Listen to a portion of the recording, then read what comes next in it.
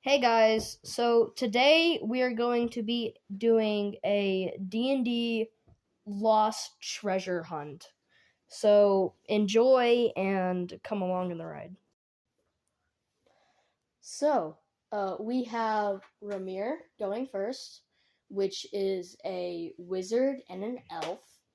And then we have Skull Crusher, which is a barbarian human. So the time period for this D&D is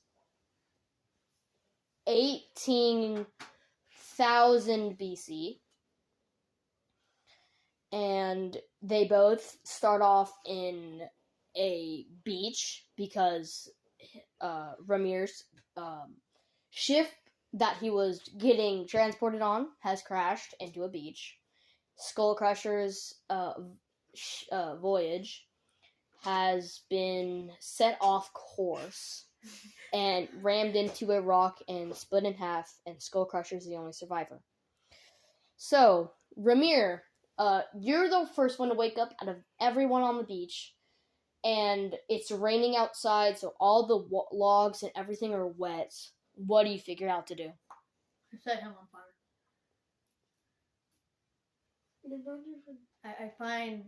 I find some random person laying on the floor. Set it on fire. Okay, you do find some random people on the floor. It looks like they're dead. You check their pulse. You check everything to make sure they are dead. And it turns out, once you roll, they are dead. You need a precision check for making sure you can start the fire with the clothes they have on.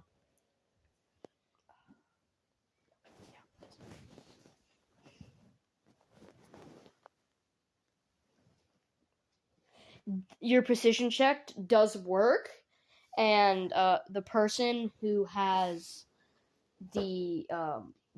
you make fire out of their clothes and a couple dry logs that you found under a tree, and you make sure you go find.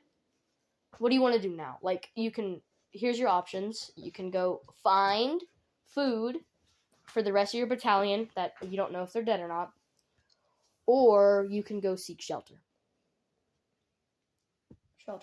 Shelter. You do indeed go find shelter. It is in a little village just off the coast of the beach where you were, and the villagers there are welcoming and really excited to see someone at their village because no one is there. And you have one more move left.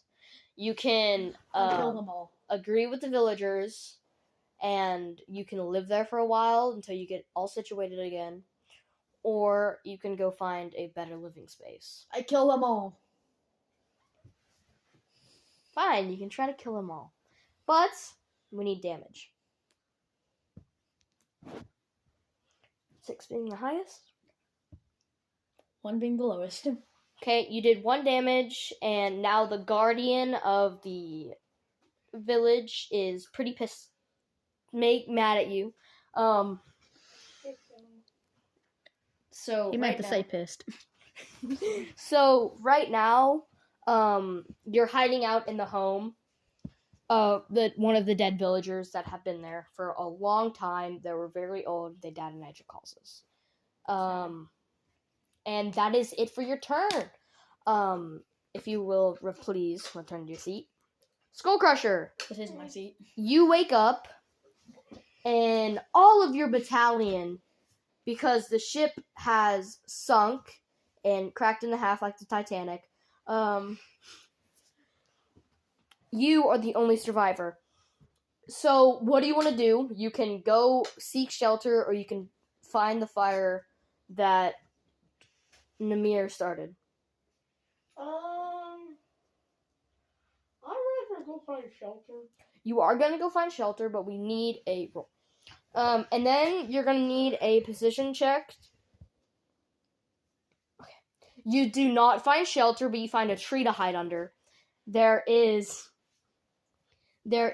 a boar there is a boar there. If you would like to slay it with your axe, it is a mama boar. It also has a papa near it. So if you want to roll your precision and damage check, no, that's not precision. So roll your precision and damage check.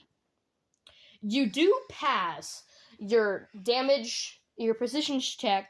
You almost cut through the mama's boar's head. And right now, she has 3 health left. She has 3 health left. And if you want, you can try again. Or you can go after the bigger, fatter Papa Boar. What do you want to do? Which one does more damage? Your axe does. No, the boars. The Papa does, but if you make sure you kill him in one hit, you won't be dead. Can I kill the Papa Boar? Okay, you do kill your Papa Boar. I need a precision. No, I need a damage check and an accuracy check.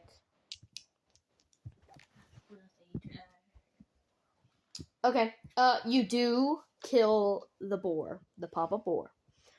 With only a little bit strength in you, you do manage to get out of there, go back to your tree, and set a fire. And you have 1 more turn left before it is Namir's turn.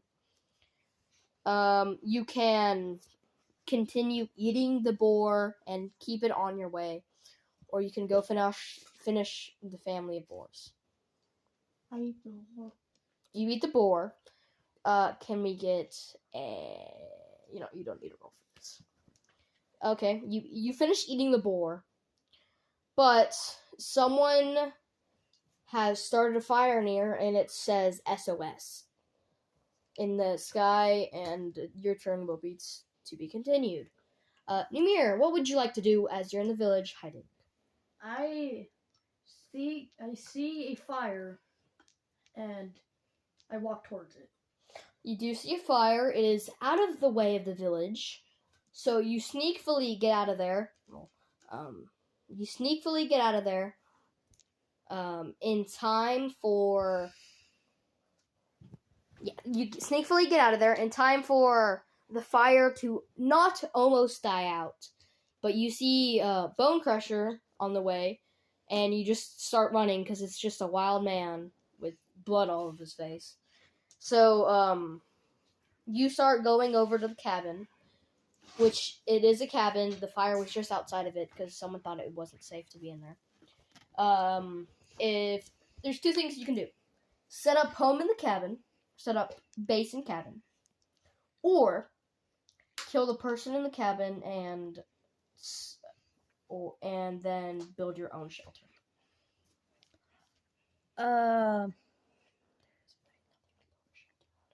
I kill the person in the shelter and take over it. Okay, so that is a good option. If you can give me a damage check and a precision check, that would be grateful.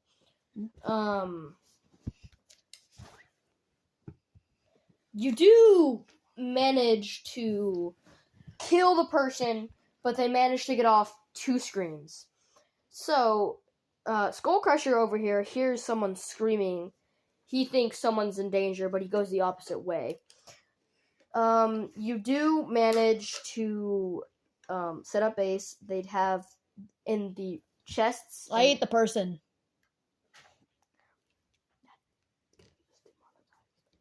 And in the whole thing, there was fish, cooked fish, watermelon, chicken, and fishing rods, and some swords. I only eat the person. And you can... you preserve the person's body, so you can do some spells on it later.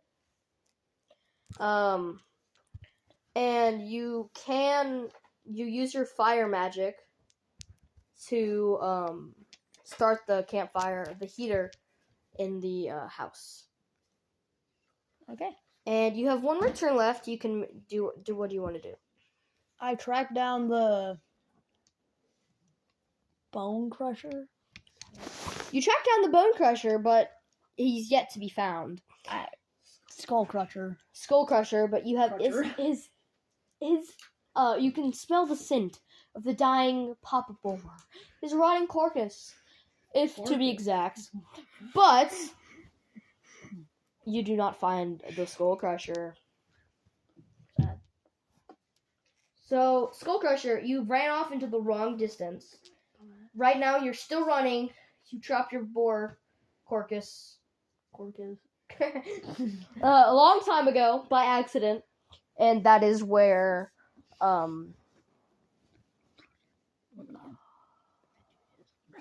Ramirez. I'm sorry, Ramirez. God.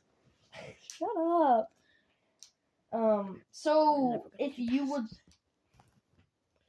would like to go try to find your boar carcass, you can hopefully find Ramir and find his cabin, and then you can make a perfect team.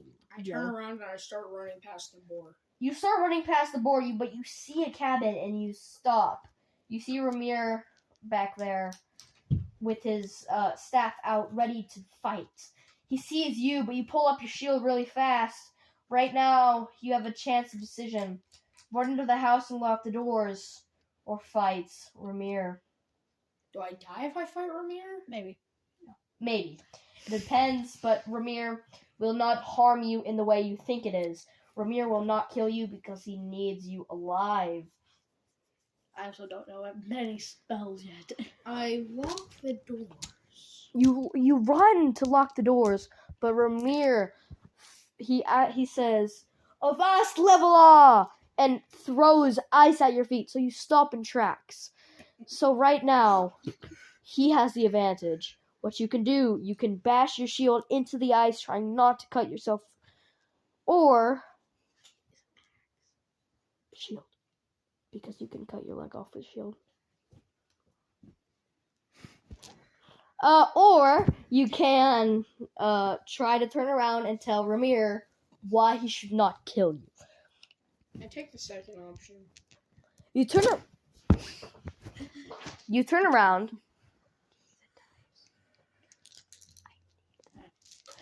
around. You turn around, and Ramir is back there, and he is like, "What are you doing in my cabin?" He turns around. You turn around and like, "I will not speak of this, of which I am, of where I am and why I'm here. I just heard some people scream, and it was my duty to protect my flock. Or my patrol, my bad. My patrol."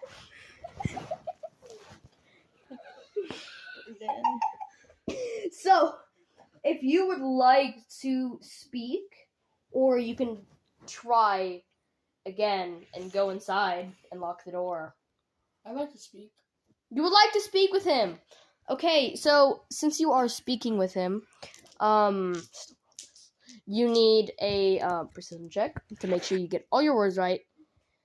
You fail, you mumble your words just a little bit, and it makes Ramir very mad.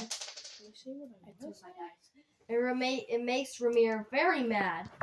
He freezes you and he takes you in, and he just wants to make sure you're okay because he needs somebody to join him on his adventures. So you wake up, and the furnace is piping hot. He gave you cooked fish, and while he's over here trying to hide his flesh from the person he killed. So while he is eating the person, you are eating fish, and he's already made a bed for you and everything. You're upstairs in the attic. He's downstairs where everything's nice. Right now, I sleep. you go to bed, and it does end your turn. Ramir, I start knitting. you start to learn how to knit, because that is something your grandma taught you a long time ago. And I'm bored. And so you start making you make envisions of what you want.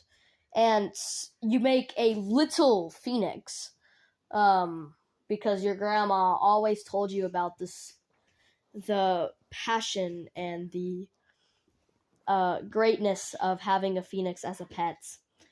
So you knit a phoenix, and then you close your eyes, I wish I had this. 'Cause my grandmama never was right. She always lied to me, except about some things. And you open your eyes, and then that phoenix that your grandmama always told you about was flying right above your eyes. But yet again, it wasn't on fire. It looked just like a normal bird, but its color was amazing to you. It looked so beautiful. I tried to tame it. You have it as a pet now. Oh, cool. Right now, that phoenix, it's so bonded to you. It's like your grandma was in it. It's like your grandma has possessed that phoenix. Like she always has told you. She dearly loves you, but sometimes life's gonna be hard. But right now, you think, if everyone that I loved and died in my arms, my mom, everyone I loved, is come together in this phoenix, then we will hopefully unite once again. And that, everyone, is the end of session 1 in the D&D story. Please come back again for session 2. Goodbye.